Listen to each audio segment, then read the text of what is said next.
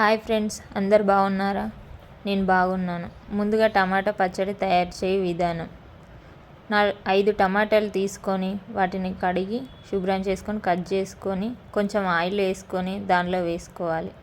అవి వేగుతూ ఉండగా 4 వెల్లుల్లి రెబ్బలు, కాస్త జీలకర్ర వేసుకొని వేంపుకొని దాన్ని పక్కకు పెట్టుకొని చల్లారిన తర్వాత మిక్సీ జార్లో వేసుకొని దానిలో కొంచెం సాల్ట్ వేసుకొని కొంచెం కారం వేసుకొని మళ్ళీ ఒకసారి పట్టుకొని దాన్ని పక్కకు పెట్టుకోవాలి.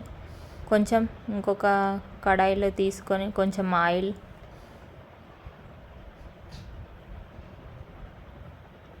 కొంచెం పోపు దినుసులు వేసుకొని కరివేపాకు, వెల్లుల్లి రెబ్బలు వేసుకొని వేగిన తర్వాత దానిలో మనం ముందుగా గ్రైండ్ చేసుకున్న టమాటా పచ్చడిని దానిలో వేసుకొని కొంచెం 1 నిమిషం ఉంచుకొని కలిపేసుకొని ఆఫ్ చేసుకోవాలి.